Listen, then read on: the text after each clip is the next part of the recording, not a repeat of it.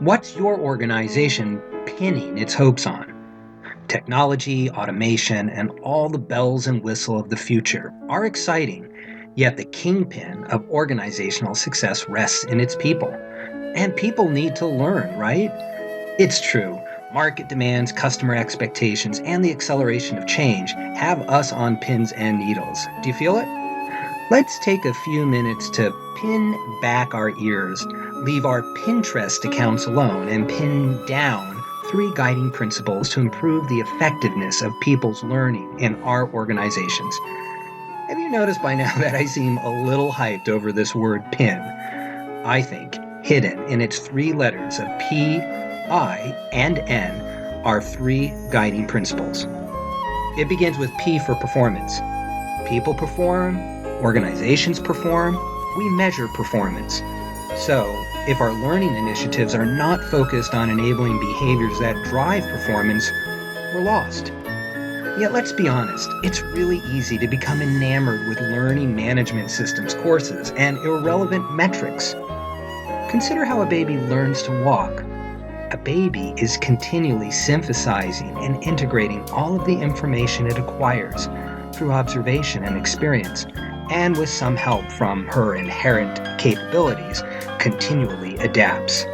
From moving, from rolling over, kicking her legs, crawling, standing, stepping until, voila, she walks across a threshold of performance and becomes a bona fide walker. So what are we doing to understand what behaviors will contribute to the performance of our organizations?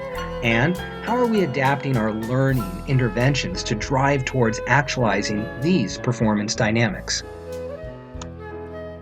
The second letter in PIN is I for insight. We're really good in our organizations about focusing on information. And now we even have a wonderful collection of all kinds of learning strategies. We've got video-based learning and micro-learning and mobile learning, and the list goes on. Yet, are we really focused in helping people to discover insights? And I believe that our behavior changes as a result of a shift literally in our imaginations. And the best way that I know is through stories and is through in conversations and having people reflect on their experiences, both future ones as well as current ones and past ones, as a way of driving insight, which will lead to changes in behavior. And we know that behavior and performance are linked very closely together. So let's work harder. And perhaps stories are something you can put to work in your organization to drive insight-based learning and not just information. There's one more letter in our PIN, the mighty N. N is for navigating. All too often when I consult organizations on their learning strategies, I observe far too many broken relationships. It's the number one reason why learning fails to deliver on its potential to transform organizations, and why learning professionals struggle sometimes to win a seat of executive influence. People are neither nurturing key relationships with stakeholders nor navigating them with flexibility. Try investing more energy and time in navigating the complex, ever-shifting landscape of people, politics, power, and competing performance agendas to ensure that learning interventions deliver results.